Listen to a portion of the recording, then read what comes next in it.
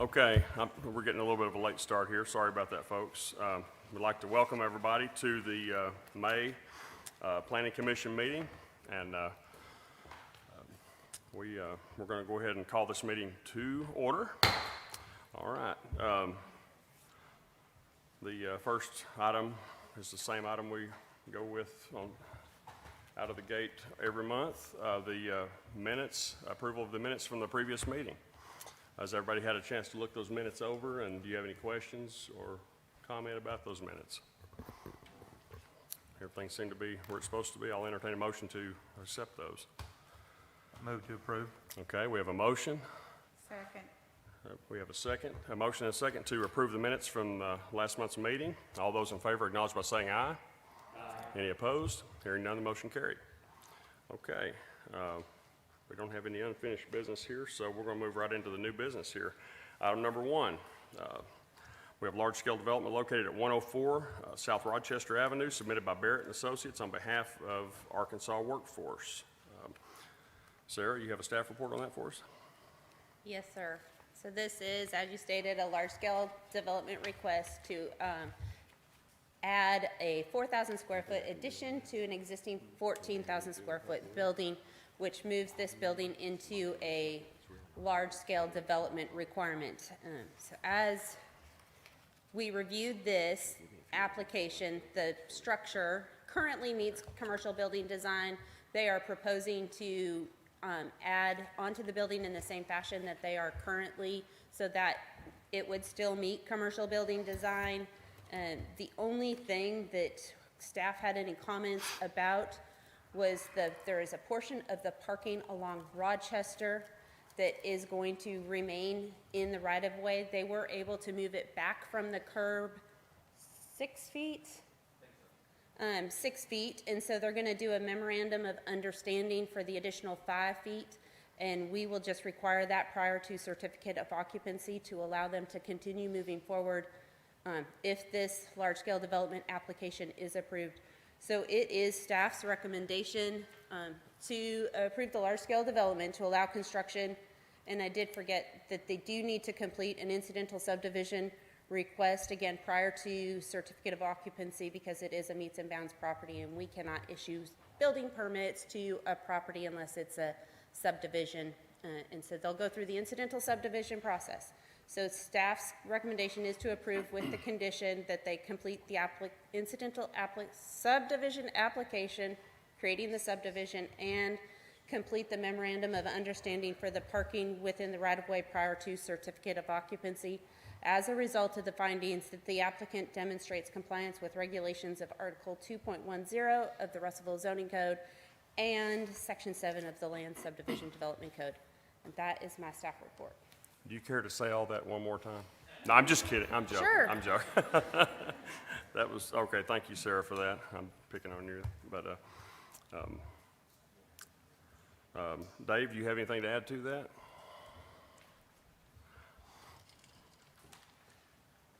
Dave Garza, this is one of the, they're doing this at several workforces throughout the state, expanding their buildings to meet a particular need that they have. And so Mr. Harris has had the opportunity to do this on this one.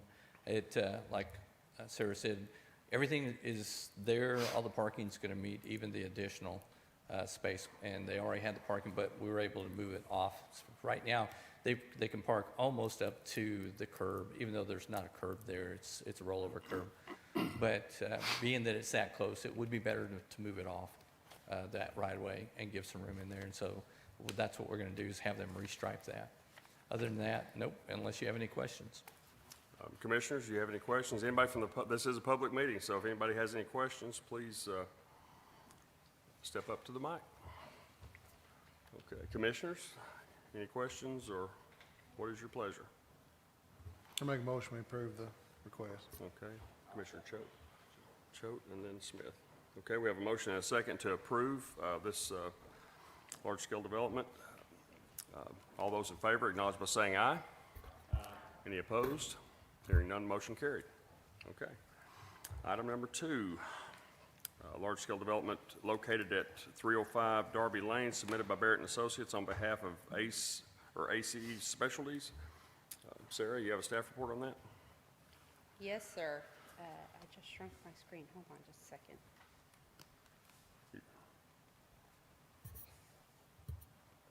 I can't read it now. All right. So this is an application for a large-scale development. It is in the planning boundary. It is not within city limits. Because it is in the planning boundary and the size of the building and the overall total acreage of the entire parcel owned by the applicants did require it to go through a large-scale development process. I will let you know that it kind of caught the applicants off guard.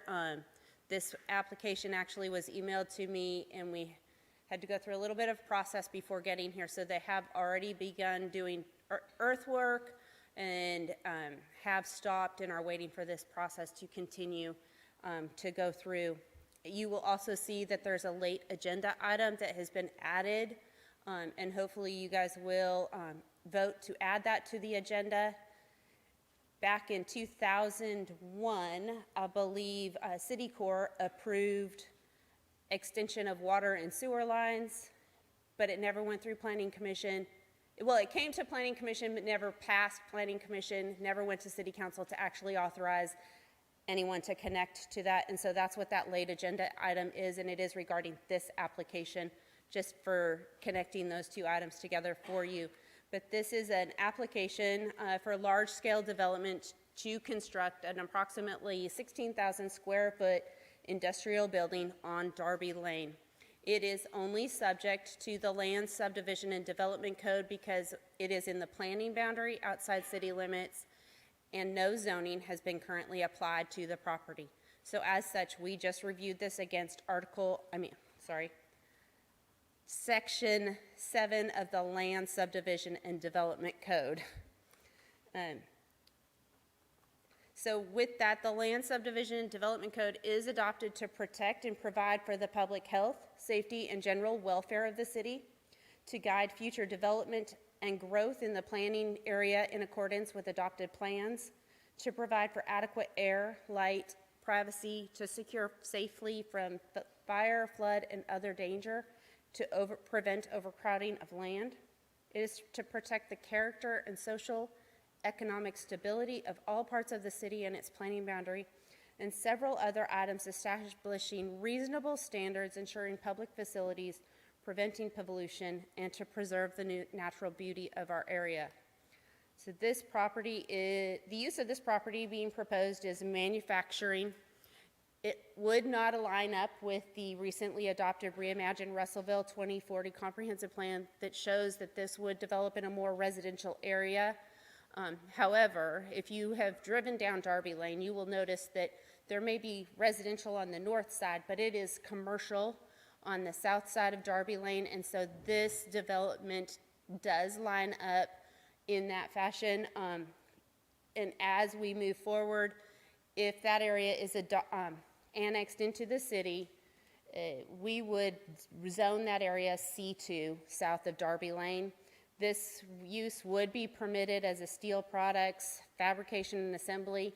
That was the most closely use that I could look at the table of permitted uses if this were inside the city. And so as a result of that, we're looking that this would be a permitted use if it were inside the city. Again, it's not subject to zoning code, but we wanted to give reasonable understanding of why we would allow this use when the comprehensive plan shows that it would be residential. Then this property, again, it is outside city limits, and the Land Subdivision Development Code says that it would be subject to the setbacks for a C4 zone. Those setbacks are 25 feet along the front yard, 10 along interior side, and 15 for corner or exterior and rear yards. If you've had a chance to look at the site plan, you will note that they absolutely meet all of those requirements. They do propose parking spaces, and those parking spaces should comply with ADA requirements. So with that, staff does recommend approval of the large-scale development with the following condition: to obtain obtain approval from the Planning Commission and City Council to connect to the city's sewer and water system. As a result of the findings that although the proposed use is not in line with the comprehensive plan, the recent development and the future development of the property would allow the proposed use by special use permit. I misspoke, it is by special use permit, it wouldn't be outright permitted. And the applicant demonstrates compliance with the regulations within Section 7 of the Land Subdivision Development Code. And that is my staff report. Thank you, Sarah. Dave, you have anything to add to that? Dave Garza with Barrett and Associates.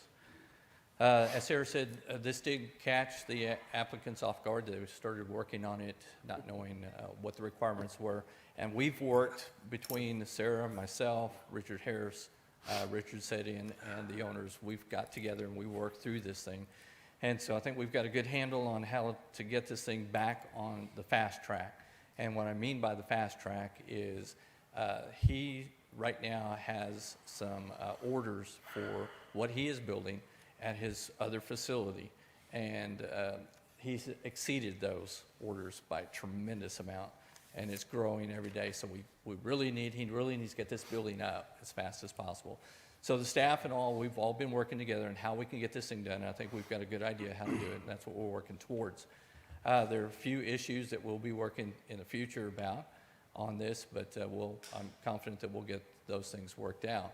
There are a couple of things that are a precedent, the first-time precedent, but I think some of those are going to get backtracked later, not for this development, but for the future development. Right. So it kind of just opened up a light here. Hey, this is, and now we're trying to correct some things and make it a little bit easier for the future. But it's even though the sewer's in, I think we'll get on that a little bit later. Everything was in there, and that they had no idea that that hadn't been approved, but we found that it wasn't. And but the sewer and water is already there. It was put in 2001, and so they're going to be making connections to that. Other than that, I mean, if you have any questions, I think we're good to go. Yes, sir. You stated in here that the preliminary study will be submitted to, for drainage, will be submitted to the city engineer for review and approval. It Yes. says it will be. Has it been done? It has been. You can let Okay. off that button there. There you go. Oh, okay. There you go. Yeah. Okay, thank you. Does anybody from the public have any questions for Dave or Sarah at all? Are you good? You got anything to add to that, or? All right. Okay. Commissioners? It is good to see that part of town being developed. I mean, and industry is, I mean, we need to, we want business, we want buildings to go up, we want businesses to thrive, and we want them here, not in Pottsville, not in Conway, we want them in Russellville. So anyway, that's worth exactly what you paid for it, nothing. So, but gentlemen, ladies, you have what's your pleasure?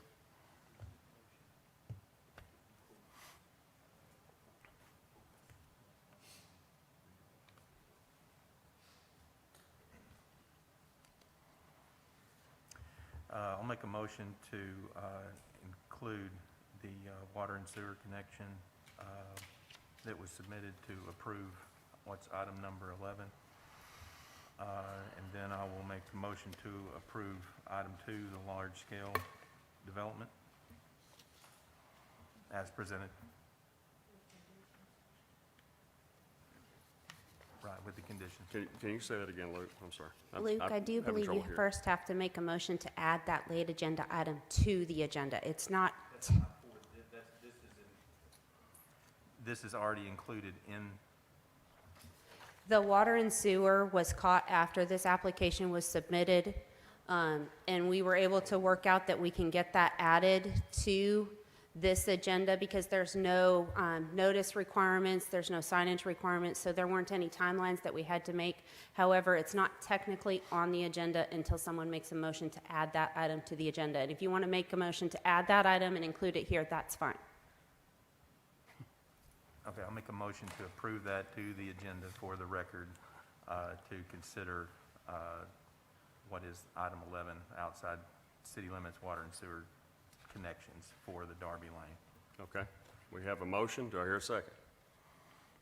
I'll second. Okay. Commissioner Choate.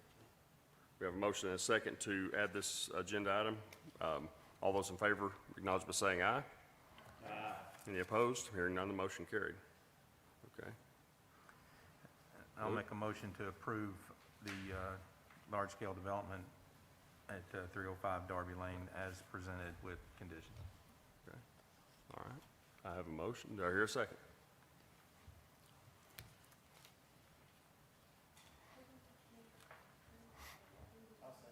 Okay.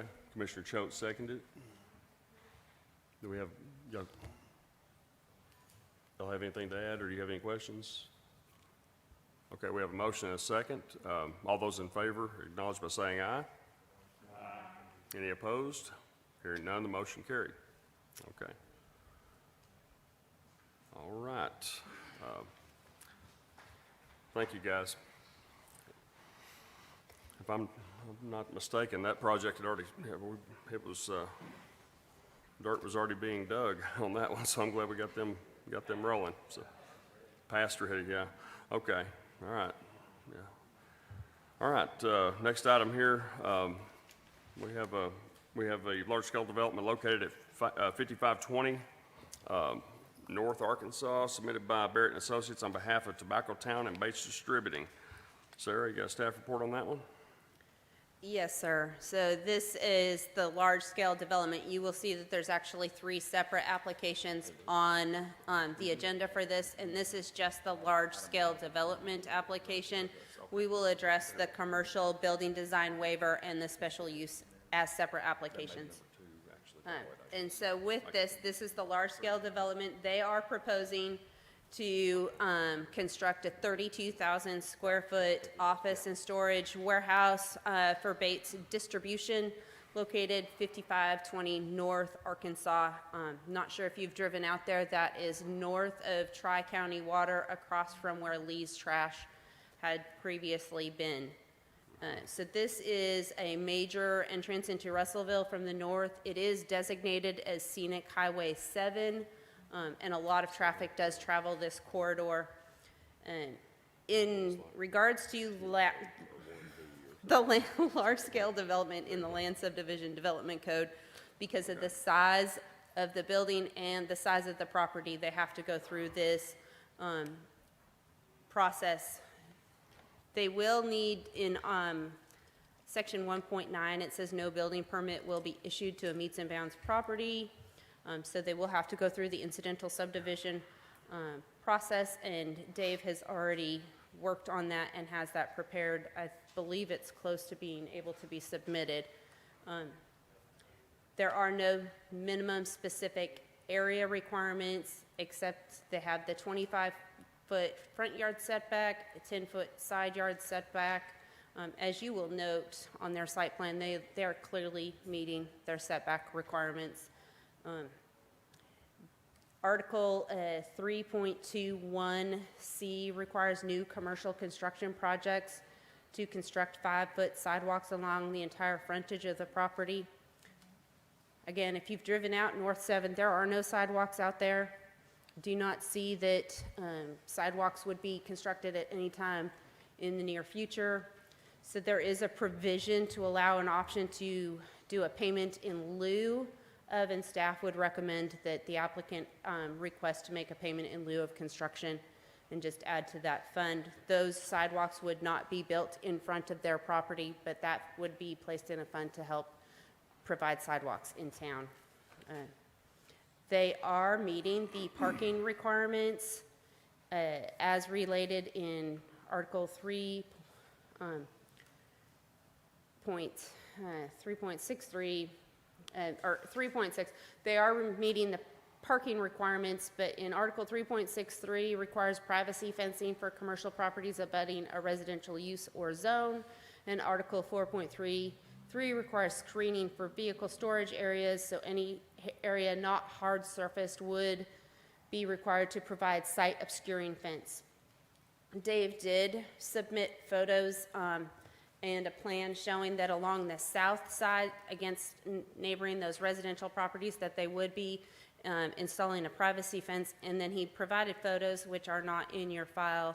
I just got those today Along the north side, there is trees and shrubbery that my understanding is not being proposed to be removed, and according to Article 4.33, screening can include shrubbery or vegetation, and so that would be sufficient for that requirement. I did not have time to update my staff report, but I did want to bring that to your attention that they have already got that along the north side. They have proposed it along the south side. They don't have any gates or anything showing or proposing site obscuring, keeping the driveway portion of the gravel storage area from view when it's not in operation. So it is staff's recommendation to approve the large-scale development to allow construction of the 32,000 square foot office and warehouse facility with the following conditions: complete the incidental subdivision application, submit payment for in lieu of construction of the sidewalks, and provide the site obscuring fence. As a result of the findings that the applicant demonstrates compliance with the regulations with Article 2.10 and Section 7 of the Land Subdivision Development Code. Are there any questions? That goes for anybody. Does anybody have any questions regarding this? I don't guess so, sir. All right, thank you. Dave, you have anything to, well, yeah, you have anything to add to that one, or? Particular. We did add the fencing this morning and sent it to her, and some of the pictures. There's a creek that's on the north boundary, and the creek has been there for a long time, and it's all vegetated, so that we're going to use that as a screening, and there's no plans to do anything with that creek, so we're going to take the fence, the security fence up to the creek, and then the creek would be the boundary for security on that end, on the north end. There's already part of a fence on the south end of the residential, so we're adding to the west and to the east, the front face of the building, and then where the gravel parking is, we're taking that along there and then ending it there. So we're adding those two sections to it, as well as the cross sections with the gate. It's kind of odd, though. I mean, it is a requirement for site screen, but if you've been to the site, I think you'd understand the site's sitting down. So the screening doesn't do any good, really, because you're looking down into it. But, you know, it's totally understandable. I mean, that is part of the code, so. And maybe it'll help some of the screening in the front, but probably not the back as well, unfortunately, in this case, because it is sitting down in a hole. Okay, all right, thanks, Dave. Does anybody have any questions or comment regarding this request? Okay. David, does this fall in the opportunity zone? Do you know? I do not know.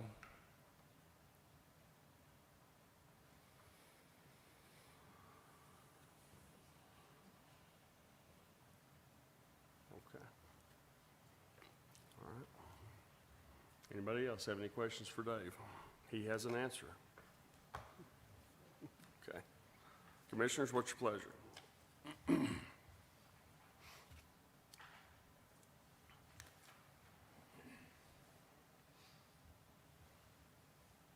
Well, I'll make a motion to approve the large-scale development with the following conditions as cited by our staff. Okay. We have a motion. Do I hear a second? I'll second. Okay. All right, we have a motion and a second to approve as presented. All those in favor acknowledge by saying aye. Aye. Any opposed? Hearing none, the motion carried. Okay. All right. Next one is a special use permit to allow a warehousing, inside storage only, and a trailer terminal and distribution business in a C2 located at 5520 North Arkansas, submitted by Barrett & Associates on behalf of Tobacco Town and Base Distributing. Sarah, you want to take it away? We're going to back up to the item. You skipped the commercial building design waiver, which is the next application on the agenda. I skipped what? Did I skip one? Mm-hmm. Oh, I'm sorry. So if Okay. you don't mind, I'm going to address. Yeah, I'm so sorry. Yeah. No problem. So we're going to address the commercial building design waiver Why request. don't you do that instead, okay? And then we'll do the other, okay? If Come on, that Sarah, is get it your right. pleasure, I will do the commercial building design first. There it you away. go. Go ahead. Okay. Sorry. No, you're good. Thank you so much. So this application is being brought to the Planning Commission to request a waiver to the commercial building design for the new construction of the Bates Distribution. Again, 5520 North Arkansas. This is a major entrance into Russellville. From the north, it is designated as a scenic highway.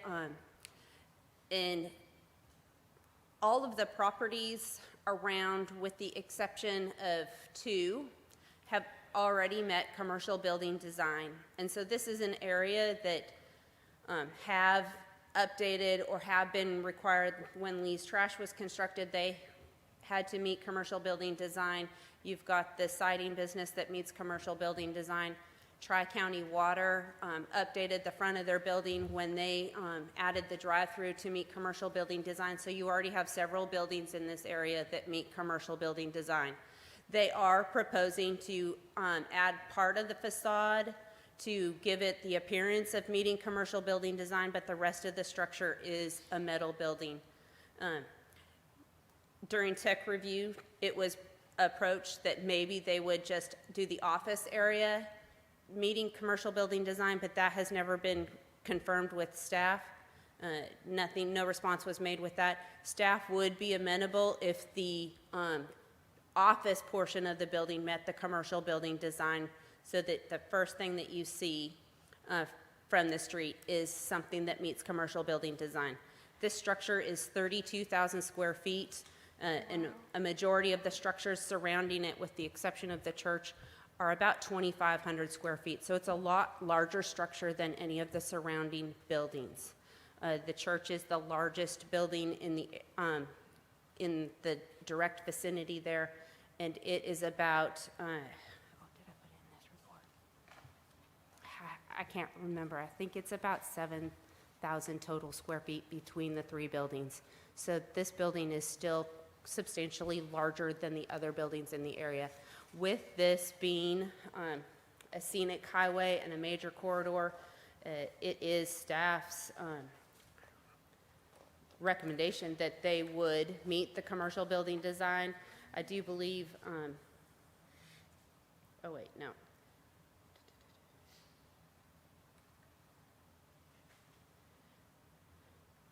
I'm sorry. So staff recommends denial of this commercial building design waiver as a result of the findings that this is scenic Highway 7 designation and would dictate conformity to Article 3.20, thus requiring the applicant to meet the design articles of 3.20. The proposed structure is not in visual harmony with the surrounding buildings, area, or community. The size and the bulk of the proposed structure are not comparable to other buildings in the area, and the construction does not meet the intent of the zoning code. And so it is staff's recommendation that this application be denied. Any questions? Dave?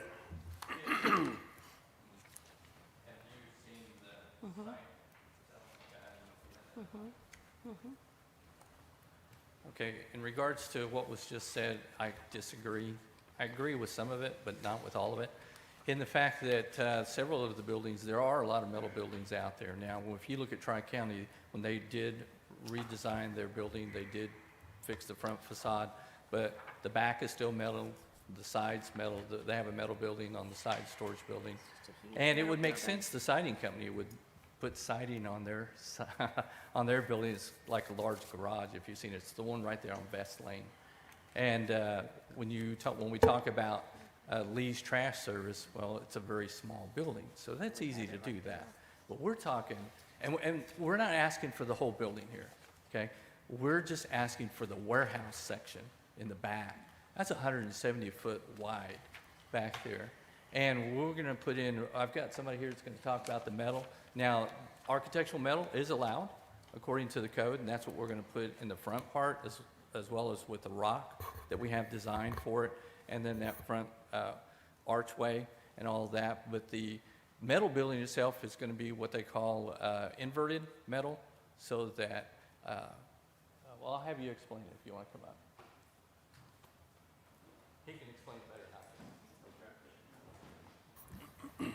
If you would, state your name for the record, too. I'm Monty Moix with William Wiedauer I'm sorry? Architects. Monty Moix. Monty. Okay. On the commercial metal, on the warehouse, what we do is we take an R panel and we reverse it. It's called a reverse R panel. And when we do that, you can put all your fasteners into the downside of the R panel, so it creates a Inside hidden fastener. the rib itself, Right. So inside. it creates a hidden fastener, but it also puts the wider 12-inch flat side to the outside. And, you know, I've done that, I've done work in Conway and Fort Smith and Fayetteville. It just creates a more of an architectural appeal for it. But we are going to do that on the entire building all the way around in the warehouse. We're gonna go ahead and do the reverse R panel with the hidden fasteners all the way around. And I have a sample here of what we proposed for the office, what we're calling the architectural metal. It's basically a metal panel with 6-inch ribs to create basically a board and batten look. And we can either put it horizontal or vertical, either way.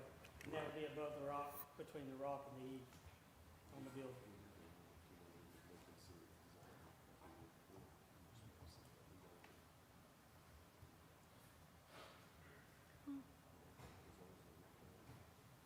So what will the front of the building, the facade, what materials will be on that? The front of the building is, the majority of it is rock on the front. We have I believe it's a 28 or 30-foot wide entrance, and it has a metal, basically a crow's foot type, metal truss sticking out the front. And then we're gonna do rock up 3 foot, and then we want to put this architectural metal from the rock up to the, from the top of the rock. Well, the main gable is 28 foot, it's all rock all the way up. And that's what the front porch will tie into. And we put a steeper pitch on the office building, and also on the front porch is a much steeper pitch. And all that is to try to hide the front of that warehouse building. And if you recall here recently, we just finished, or we're finishing up, Innovation Industries. And, they had a combination of metal building with rock or brick columns, but then behind it was all metal. But they built this beautiful office in the front of that, which kind of shields some of it. You can still see it when you drive by the metal building, but boy, that office really catches your eye first, and that's what we're hoping this is going to do. The office portion is supposed to be appealing, but the warehouse then, of course, is a warehouse. It's what it's made to be, a warehouse. And if we need to, we do have 2 islands on each side of the parking area. We could plant a tree that might, as it grows and gets large enough, could shield some of that warehouse section, and that wouldn't be a problem at all. I believe the office is, It's 88 on each foot wide. side is 28 foot off of each corner. So you're gonna see about 28 foot of the warehouse on the front, on each side. I have seen that inverted R panel look, and it does. It's not like your standard, storage building. I mean, it does have some. It does, especially the 6-inch.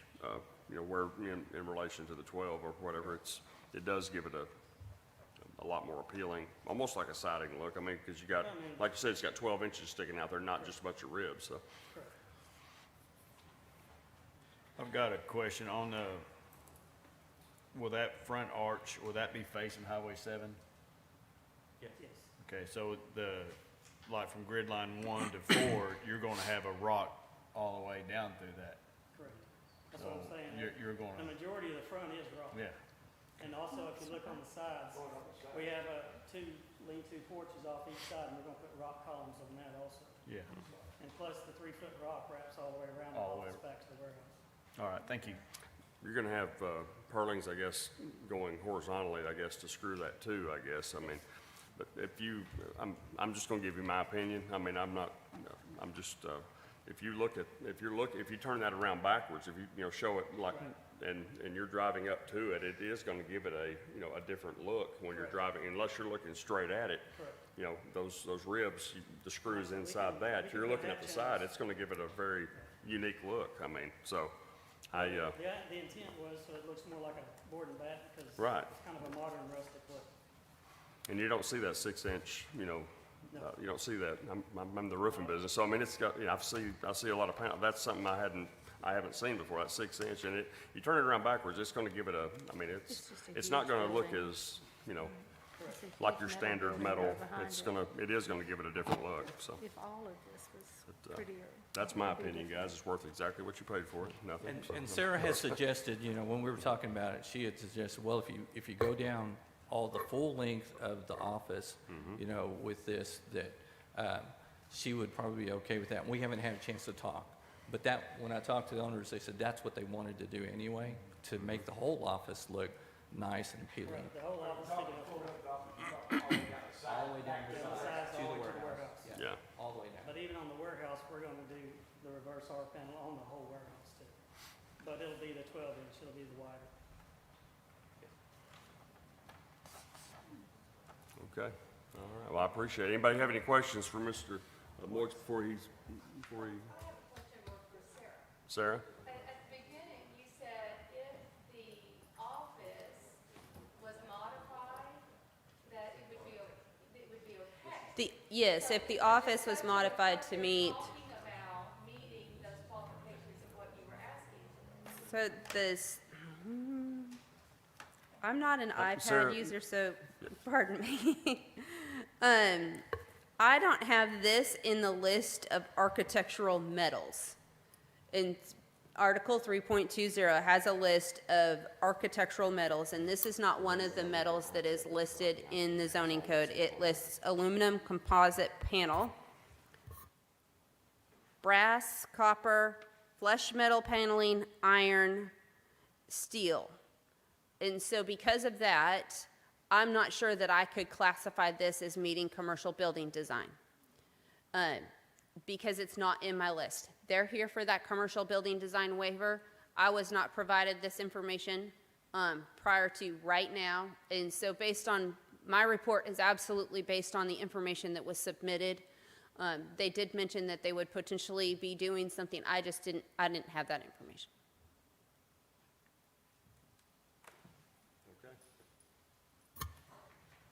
Any other questions for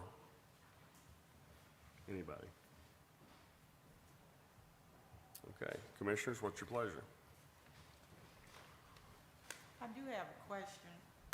For who? Why isn't all the information being submitted to Sarah so that she can make a dedicated decision on what to approve or what not to approve? We've been going back and forth with different projects, and some of the information is just not getting out fast enough, and I apologize for that. We were trying to get this to you. I think we got the facade picture out finally, and then he was bringing the metal up. Now, he had gone to Conway to talk to our former planner, James, and had talked to him, showed him, and James says, yeah, you know, that's architectural metal. And so they were supposed to have talked to Sarah, I thought, but apparently that didn't happen, did it? I have not heard from anyone, no, sir, okay. and I don't have any revised drawings. Yeah. Well, I mean, just that color one, you got that, didn't you? Basically, the commercial building permit was put on hold until. Step up to the microphone. Can you step up to the microphone? I'm sorry. I said the commercial building permit was put on hold until the large-scale development was approved. Okay. Did that answer your question? Okay.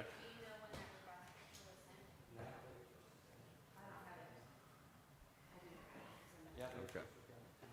Dave, do you have anything to add?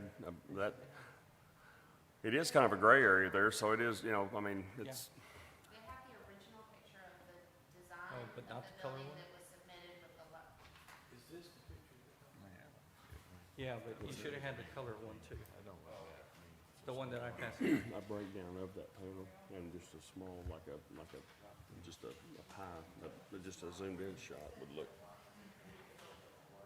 having the. Yeah, that was Didn't supposed we to come talk from the about, architect. He was supposed to looking send it at to you. different metal, because, I mean, you brought that fact up, is that some of this stuff, you know, is, you know, your design. So maybe it's in there. So, I mean, you know, it doesn't, it's not a cookie cutter ordinance, I mean, It has to be. Okay. Okay, so here's the mystery. We solved the mystery. Given that there's a new application process that you have to submit to, that's where it went. But because the staff isn't at that point to review the building application yet, they didn't get it. Well, it's there, but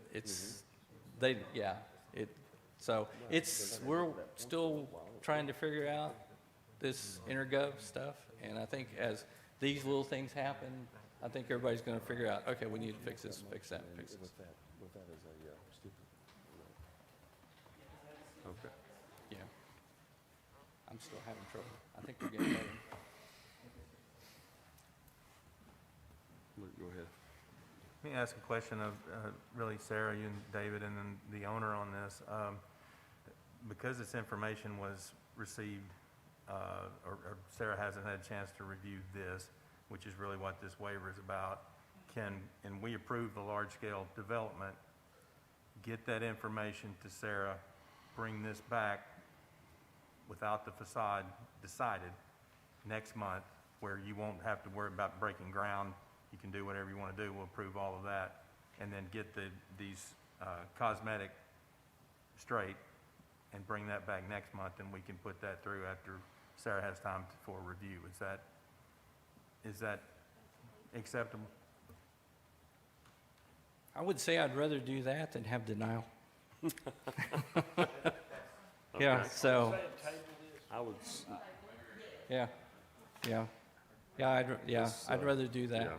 And we'll get with her and show her what we're doing and you wanna then move bring it a back. little bit, then? Sure. And we can work Let's on the hear it. rest of it. Yeah. And staff would be willing to move forward with the review and issuance of building permits because that's a later process. So they could get a conditional building permit that says they have to have this either approved or denied prior to doing that portion of the building. But it would allow them to move forward with construction because the large-scale development has been approved. Does that sound reasonable to you guys? Yeah, and Let's, given the recent weather patterns and those predicting forward, we're not going to be out of the ground. You know, by the time we come back to this body for review, they won't be at that stage. I'll make a motion to table this item till next month. Second. Okay, we have a motion and a second to table this item till our next meeting. All those in favor acknowledge by saying aye. Aye. Any opposed? Hearing none, the motion carried. Okay. All right. So, this is one right here now, or this, all right, we did that, and we need to do that special use permit. Yeah, okay. All right, we have a special use permit to allow warehousing. No, We're just continuing on, yes, sir. That's, yeah. So during the go ahead. review, I'm just going to jump right into this because. Sarah, why don't you jump in? Let's just Thank do you. that. Thank you for allowing me. This is the special use permit. So in review, this was brought in originally as a warehouse, which is permitted. A warehouse is permitted? Oh, I might be Come on, misspeaking Sarah. there. Did you need me to pause, Chairman? Okay. So originally discussed, we thought this was a permitted use because it's a distribution center and a warehouse. It had to go through the special use permit process. We added that application, trying to work as much as we could with the applicant to move this project forward because they had already done notice and they had already placed a sign on the property, allowed them to add this application to the agenda to move this special use permit. Similar to commercial building design, there are certain things that you have to take into consideration when it's a special use permit. Is it designed to be in visual harmony with buildings in the same vicinity? Are there any discernible public benefits gained by requiring any type of alternative design? The size and bulk of the proposed building is comparable to or smaller than other buildings within the immediate area, and the proposed construction meets the spirit intent. So we have already talked about a lot of those items. As you know, it's a lot larger than surrounding buildings. And so staff will absolutely recommend that care is taken to offset any of those visual impacts, which I believe if you see from the site plan, they have definitely spaced themselves from adjacent properties. They are adding that fence that has been recommended in the large-scale design, large-scale development. And so there are things that they are doing. Again, we're going to recommend that they request the payment in lieu for the sidewalks. They're meeting parking. So a lot of this, we've already talked about this application. I've already highlighted things. This is scenic corridor. I mean, I can go on, but I'm not going to. So staff recommends forwarding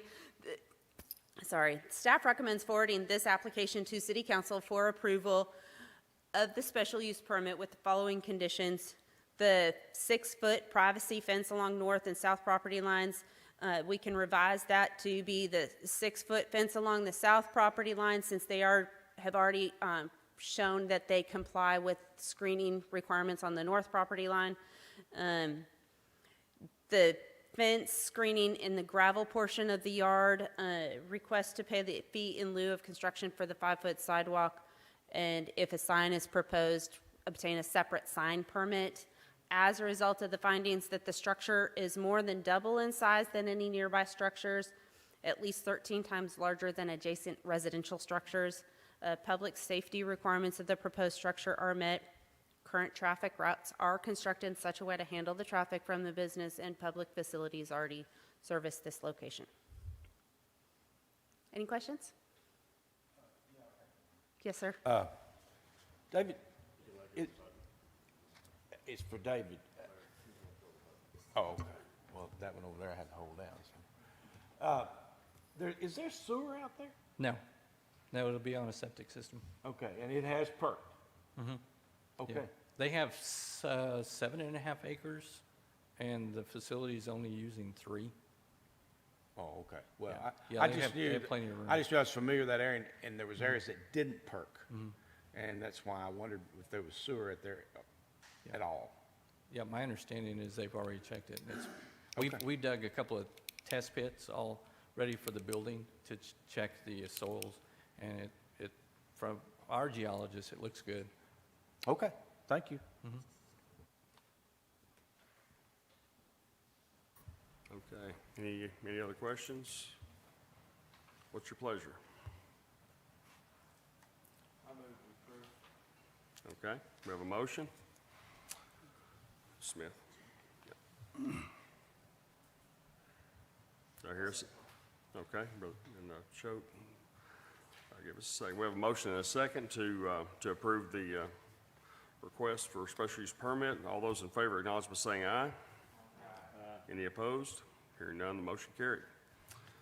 Okay, all right, the next one is a special use permit to allow a auto repair garage in a C2 located in the 700 block of Lock and Dam Road, submitted by Barrett and Associates on behalf of Wayne Smith Trucking. Sarah? Thank you. Yes, so this is a separate application. We are no longer in North Russellville. We're down South Russellville, Lock and Dam Road, as you head towards the soccer complex, just to make sure we've moved on to the next. Tell us what's going on down south then. Application. So Wayne Smith Trucking has purchased a property, and they are applying for a special use permit to allow construction and operation of a truck repair business, including fuel for the fleet of Wayne Smith Trucking on the C2 portion of the property. So if you took a look at this property, the back portion of the property is R1. This is just for the C2 portion, and staff recommendations will be in accordance with that C2 zone versus the R1. This property is currently vacant and is within the Old Post recreational area, located next to Iglesia Pentecostal Church, between Dow Road and International Paper Road. So they are proposing an auto repair, auto service, auto body shop for Wayne Smith Trucking. It will be for their trucking operations.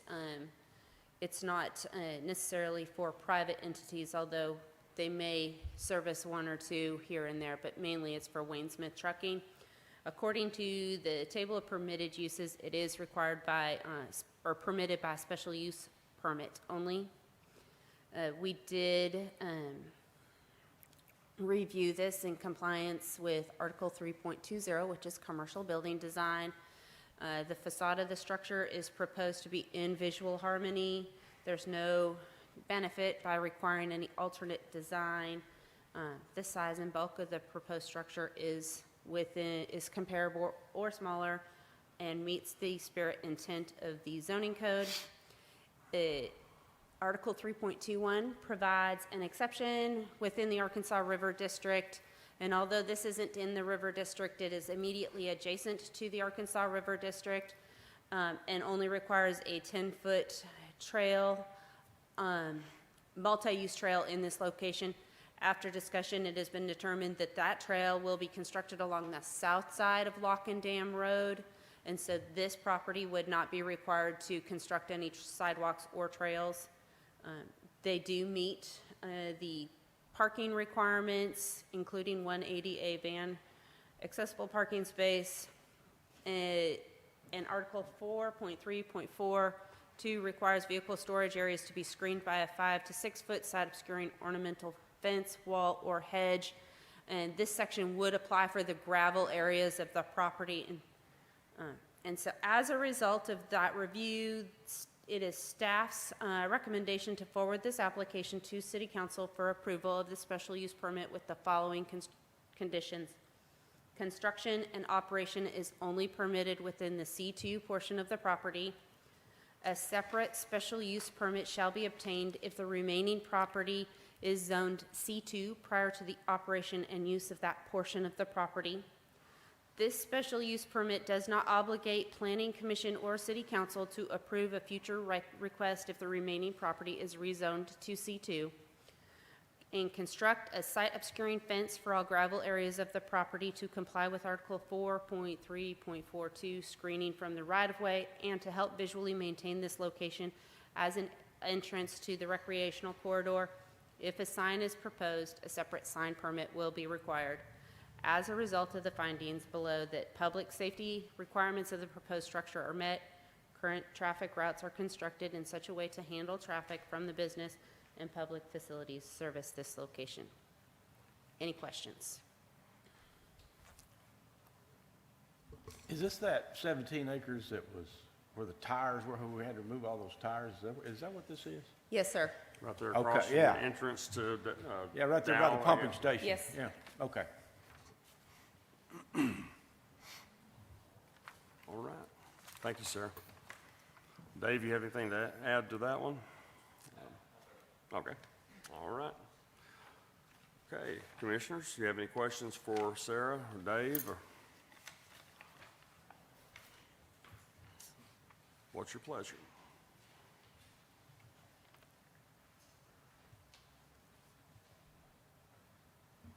I move to approve. Okay, we have a motion to approve the request for the special use permit. Do I hear a second? Is that with conditions or? With conditions. We have a motion to approve with the conditions that Sarah enlightened us with. A second. Okay, we have a motion and a second. All those in favor acknowledge by saying aye. Aye. Any opposed? Hearing none, the motion carried. Okay. Let's flip over to page 2 here, and next one is a vacation of a portion of North Erie Avenue right-of-way and a portion of East F Street right-of-way located at the frontage of 514 North Erie Avenue, submitted by Gary Scarborough. Did I pronounce that right? Scarborough? I believe so. Sarah? I'll let you try. Go ahead. I'm not going to try, but I will definitely share a staff report regarding the vacation of right-of-way here. So this was brought to staff's attention by realtors trying to sell the property because the house is actually located in the existing right-of-way. Anyone trying to purchase that property using any type of financing could not get the financing options that they were able to. Mr. Scarborough did purchase the property, he paid cash, but he wants to make sure in the future that if he tries to sell it or his children try to sell it, that they won't have any issues with that. And so that is why he's going through this process to vacate the right-of-way. It's the 12.5 feet along the frontage of North Erie and 20 feet along the frontage of East F of this property. I hope you had a chance to look at this, but when you're considering items to consider when vacating easements or right-of-way are public trust, land use impacts, and public benefits. And so there's no real impact to the public trust functions of the right-of-way. It's not going to impair circulation, access, or utilities. This right-of-way is still going to remain open. This is both Erie and F are 80-foot right-of-ways. These are local streets. We don't need that much right-of-way, and thus staff can move forward with allowing a vacation of this amount of right-of-way and allow this owner to have his house on his own private property. We did receive comments from utility companies, so Entergy needs to request to retain the area of the right-of-way as easements, and City Corps also needs to retain easements regarding their water lines on both Erie and F. That's City Corp, by the way. City Corp. Yes, sir, City Corp. Thank you. City Corporation. And then there is a note that we wanted to make sure the owner was aware that this property was in a designated flood zone and any changes would have to go through the floodplain development process. So with that, it is staff's recommendation to forward this application to City Council to vacate the 12.5 feet along the frontage of North Erie and the 20 feet along the frontage of East F, with the condition to retain a public utility easement for both water lines and utility lines as a result of the findings that there's not an impact to public trust, land use impacts, and no adverse effects to the public benefit, and there's no objection filed by any utility company for the vacation, just to retain an easement for the utility and water lines. Any questions? I have a question on that, with the right-of-way that's that large? I'm sorry, what? With the right-of-way that was that right-of-way of that large? Does that continue on? Was there some plan at some point for a larger roadway, or? There's not a plan for a larger roadway. This is an older section of town, and when they originally platted it, they just platted 80-foot right-of-ways. I do believe at some point, when staff has time in about 50 years, that we'll be able to go through and start vacating some of these other areas, because we don't need 80 feet for a local street. You're looking at a 50-foot right-of-way. Thank you. Yes, sir. All right, thank you, sir. All right, is Gary Scarborough, did I pronounce that right? Gary Scarborough? Scarborough, is he here tonight? Anybody representing him? Okay, all right. Commissioners, what's your pleasure here?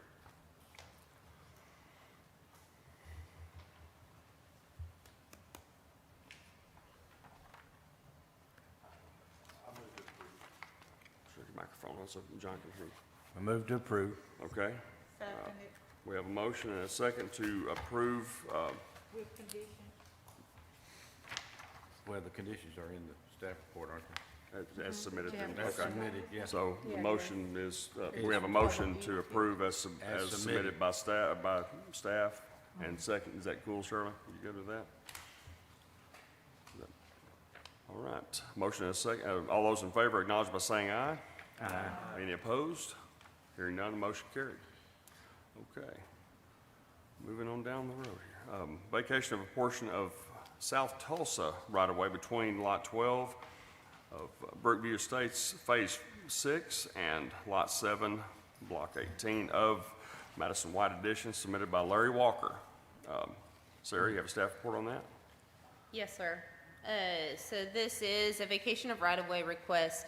I'm sure you're all familiar, or most of us are familiar with the subdivision that was approved for Mr. Thornsberry along 4th Street. When that subdivision was built, this street was not requested to be connected. And so there's this portion of property, of right-of-way, that is unopened right-of-way. The street has not been improved, and it sits between two residential properties. And so that is the application, is to vacate approximately 115 feet of right-of-way between Lot 12 of Brookview Estates Phase 6 and Lot 7, Block 18 of Madison White Addition. Again, this is an existing undeveloped right-of-way, and when you're vacating right-of-way, you have to look at public trust, land use impacts, and public benefits. That right-of-way section has not been open. We had previously, as a city, made a decision not to require that connection. And so at this point, there's not really an impact by vacating that, because no one's going to put in a road between two houses if it wasn't required when the developer built the street. There is a drainage easement that goes down that street, and after staff met with the applicant, they are requiring a portion, a 15-foot portion of the right-of-way, 20-foot, sorry, misspoke, a 20-foot portion of right-of-way between the two properties to remain as a drainage easement, so that city can maintain that drainage that drains from Tulsa above these properties down to 4th Street. There's no impact to any of the utilities, and there's no public benefit gained by retaining that right-of-way, since it's not opened and no one is using that. Entergy Arkansas did request to retain the existing area, but after talking with them, they had misunderstood that it's not Tulsa. They do have utility lines that run in the alley behind these properties, and so they were fine without requiring any easements or anything. The city would retain a 20-foot drainage easement, and the comments from Fire, Building, and Safety were, whenever possible, when considering emergency response, it is prudent to maintain the street grid system. However, in this case, this particular issue was addressed a few years ago, and a decision was made not to require the completion and tie-in, and that is something I'd already discussed.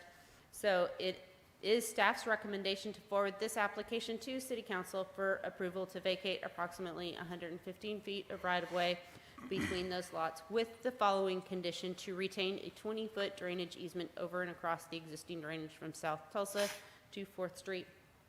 As a result of the findings that there is not an impact to the public land, public trust, land use impacts, and no adverse effects to the public benefit, no objections filed by the utility company for the vacation, and no current installations within the easement prohibiting the vacation of right-of-way. Any questions? Okay, thank you, Sarah. Yes, sir. All right. Larry, you have, where's Larry? I saw him. Oh, there he is. Okay.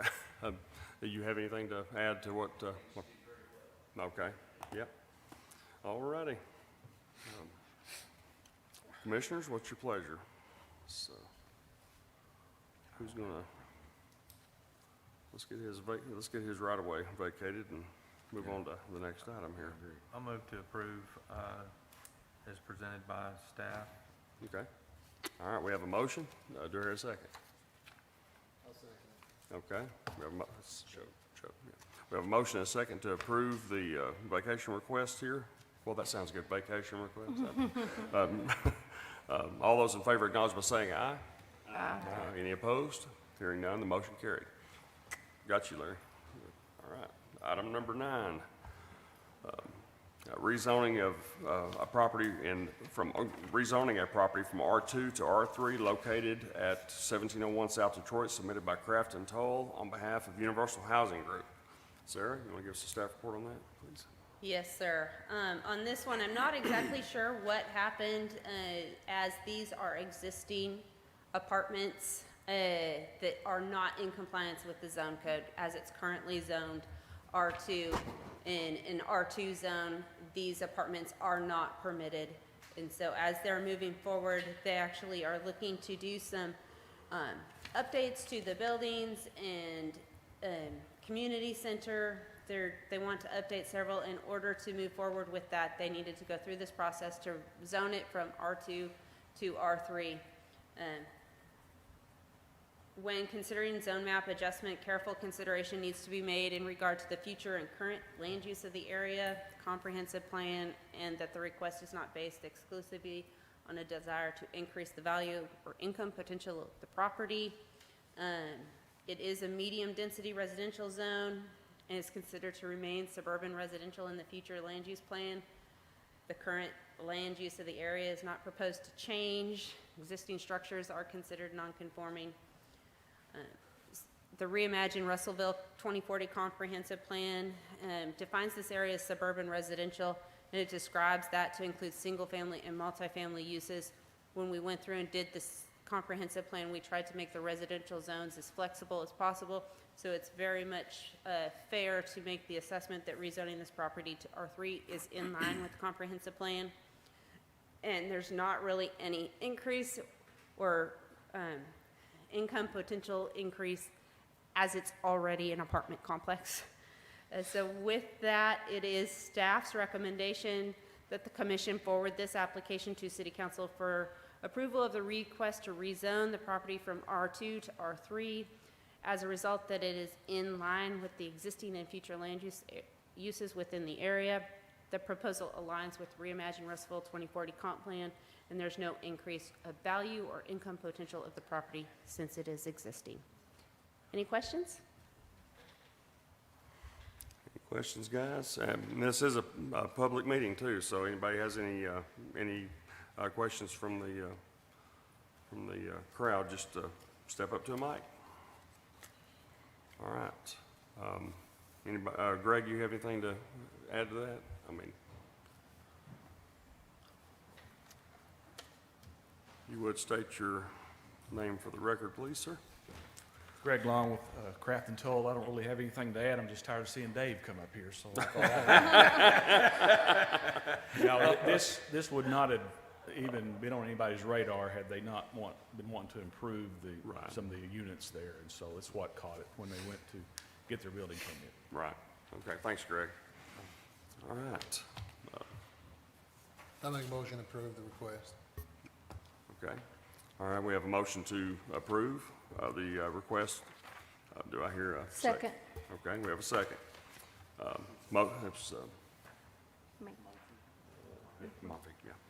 We have a motion and a second to approve the request to rezone. All those in favor acknowledge by saying aye.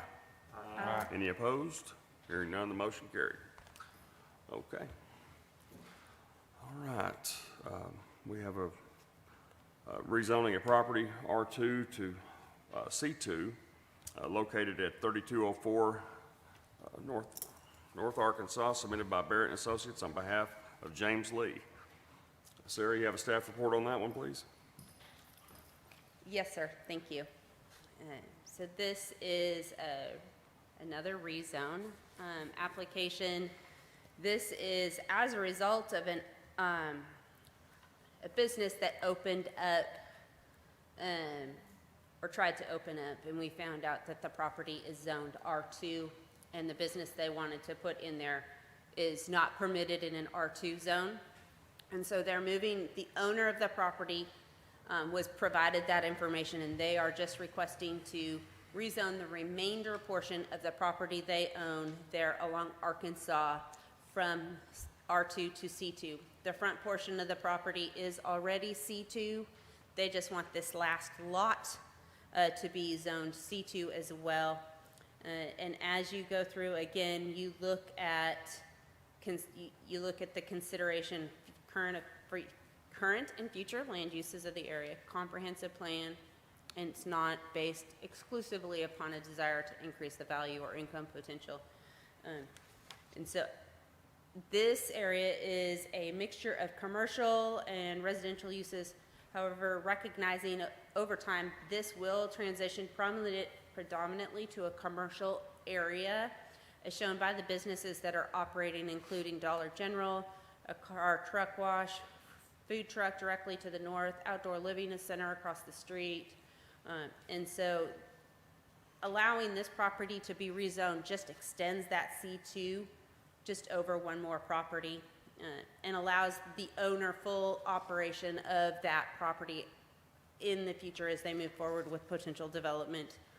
The Reimagine Russellville 2040 Comprehensive Plan states that this would be a suburban corridor and transition. It describes that to include commercial and office developments that are either abutting an arterial or within a transition area. And so it is fair to make the assessment that this is in line with the comprehensive plan. And as currently zoned, this would prohibit the owner to, as advertising this portion of his property as commercial, would reduce the potential for commercial development use fitting on the remaining portion of the property that is zoned C2 at this location.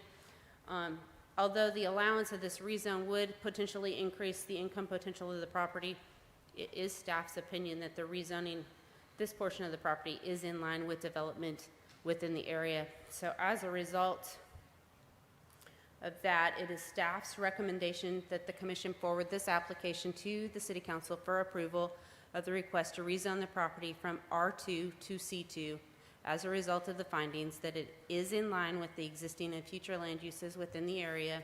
The proposal aligns with the Reimagine Russellville 2040 Comprehensive Plan, and although there may be an increase of value or income potential of the property, it is in line with adjacent properties along North Arkansas. Okay, Any questions? all right. Any questions, guys? Or from the crowd? Thank you, Sarah.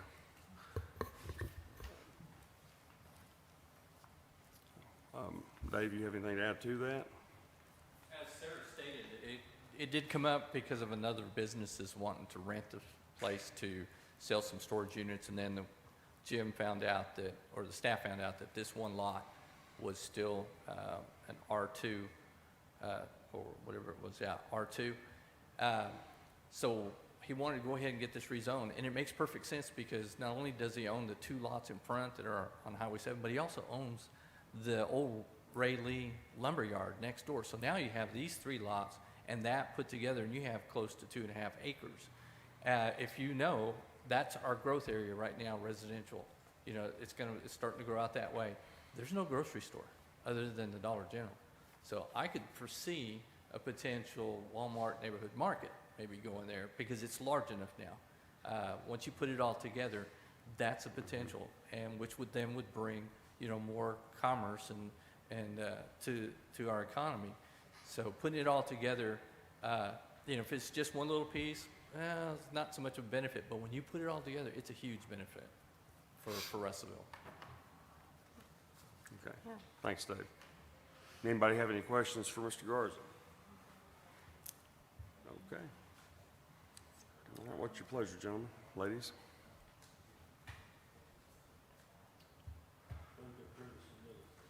Okay, we have a motion to approve this request as submitted. Do I hear a second?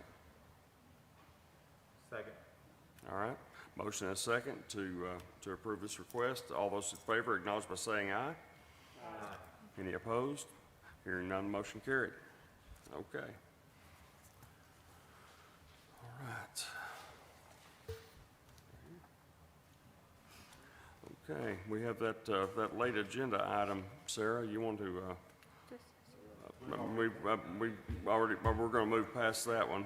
You didn't need to address anything with that though at all. I mean here, right? We're good. Okay. Yes, sir, you're good. You've All already right. addressed that. I didn't want to pass it up again. I know how you get when I pass things up, so I'm sorry. Item 11 here is outside the city limits water and sewer connections located at 305 Darby Lane. Boy, we're Darby Lane it good tonight, aren't we? Submitted by Barrett and Associates on behalf of Wendell, that's the late agenda item that That we is the already late addressed. agenda item here, Yes, okay. sir. That's okay. Well, what are we? So that's already been taken care of. So I'm gonna say we're done. We're adjourned. Oh my God, there we go. Shut this.